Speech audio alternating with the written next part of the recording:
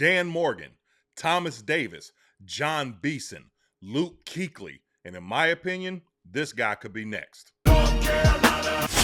Jacob Rodriguez is one of the hottest prospects coming into the NFL draft this year. Now, I don't have to talk about his story because it's well known. Husband of a Black Hawk pilot, captain of the defense of Texas Tech, one of the best defenses, the best run defense, and one of the overall best defenses in college football.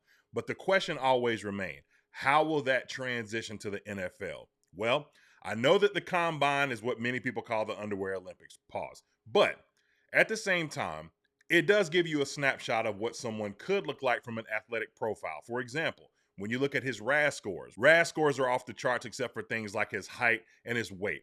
Another example of a good RAS score, Brady Christensen some years back. Now, he ended up going in the third round, but Brady Christensen had an extremely high RAS score, but because of some limitations in his size and arm length, it kind of dropped him down in the draft. And then if you want to say competition, from competition perspective, you could argue that as well. But Jacob Rodriguez is different. And here's why I say that. Because every time he shows up somewhere, something always happens, right?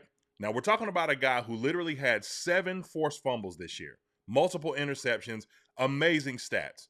But it didn't just happen there. Rewind back to the Senior Bowl. Big plays in the drills that they were doing. Everything looked good on film.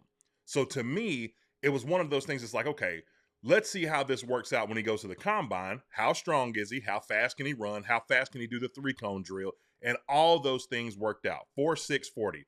3-cone drill looked amazing. Strength is, moderate to great if you want to, depending on where you want to measure that, right? The main thing is this. It's going to be the height. It's going to be the weight. In my opinion, it's not something that you just look over because it does mean something. But when a guy's a gamer, he's a gamer. Take, for example, Thomas Davis, 6'1", similar build, similar profile. Or Roquan Smith, similar build, similar profile. Let's go back in history. Mike Singletary, another smaller guy, similar build, similar profile. What do they all have in common? Dogs.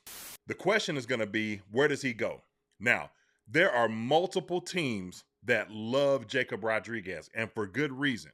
Carolina being one of those teams, as we had met with him during the combine. We also met with him during the Senior Bowl, and nobody would know better on whether Jacob Rodriguez is a guy or not than the guy that's running our team, and that's Dan Morgan, because he was one of those, right?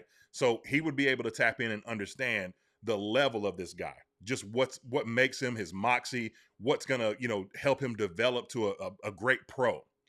But something that's more important than this is, where do you draft him? And I think just like every year, there's going to be a guy in this draft that's kind of slated to go in the second round that kind of jumps up to the first or anything like that. It always happens. I feel like Jacob Rodriguez is that guy this year. The question is going to be whether or not the Carolina Panthers feel like he's well enough worth the pick at 19. Now, there's some great guys out there, right? There's Anthony Hill Jr. These are guys that are going to be available around the Carolina Panthers time to draft. More guys like TJ Parker. There's going to be plenty of guys out here that are going to be available to be drafted. Cassius Howell, to name a few. For someone like Jacob Rodriguez, it's really going to come down to 2 names and 2 faces in the room and what they say about this guy. I know that Luke Kuechly is not one of our drafting guys, but he is the native son to Carolina at this point. Hall of Fame. Salute to Luke Kuechly for the Hall of Fame nod. Should have been a first ballot Hall of Famer, but the Hall of Fame nonetheless. I could see a world where Carolina would take a chance here at 19, and here's why.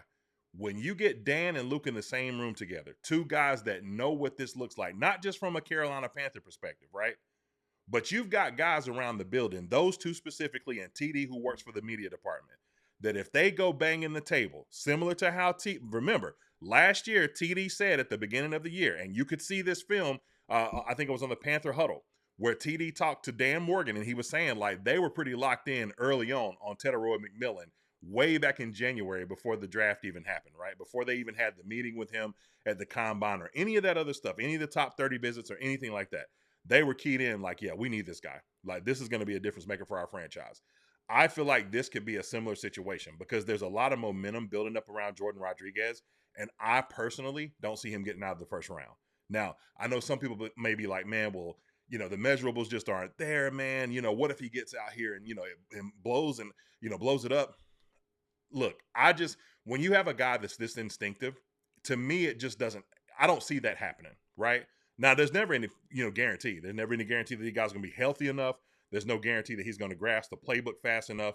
But when you just look at what he offers in college and how it transitions, and like I said, when you see everywhere that he's been and the impact that he's had in every level of competition that he's played at, especially when you consider that he came in as a quarterback and his transition to a linebacker, already has the sharp mind, the understanding, the anticipation, which is a lot of that position when you play green dot Mike, whatever you want to call it, linebacker.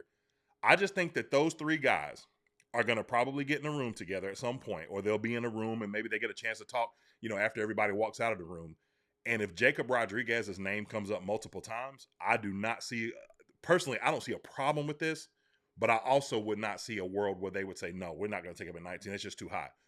No, because to me, if a player is good enough and you have a lot of conviction about him, there's no pick too high to take him, right?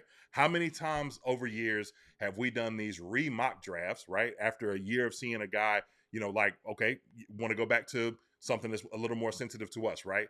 Bryce and CJ, that first year, everybody pretty much universally, oh man, we should have took CJ. There's always going to be a situation that's going to emerge and allow for a guy who was drafted much later. It could be a guy like in the fifth or sixth round that really emerges and plays extremely well and people overlook, right? I'm sure if we can go back in time, many different franchises probably would have took Tom Brady well over the sixth round, 199th pick that he went, including the Patriots, right? But he just happened to fall there and end up becoming the best quarterback of all time. So I don't think that any pick is too high for a guy that you truly believe in, right?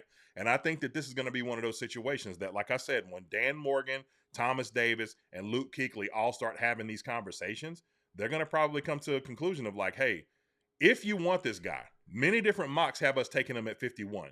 I don't think he's there. I do not think he's going to be there because I think he's just one of those, the measurables don't jump off the charts. He's not Sonny Styles. So I think Sonny Styles is going to be incredible, right? But he's not Sonny. He's not Anthony Hill Jr. He's probably, from an athletic perspective, not even Kyle Lewis. But he is Jacob Rodriguez. And there's not going to be many guys like him in this draft or many drafts to come for that matter, because these kind of instinctive linebackers don't grow on trees. So the Carolina Panthers have a really interesting decision to make. The question is, if he comes here, where does he fit? I think immediate. I think this is an immediate starter. At 19, you want someone that's going to come in and have an immediate impact. And I personally believe that this is a guy that could have that. He could come in and be an immediate impact guy for this defense and probably even help change this defense because of his understanding of, coverage and just, being able to help, navigate people. It's just once he gets in the room, getting acclimated to the room and understanding like his place and who he's drafted to be. Oh man, this could work wonders. And then you could add more athletic talent around him and create pass rush in front of him that could really, really be a problem. But either way, let me know what you think. Smash the like, run that hype, and look forward to seeing you guys on the next video. This is John Farmer from the North Carolina Show. Keep pounding.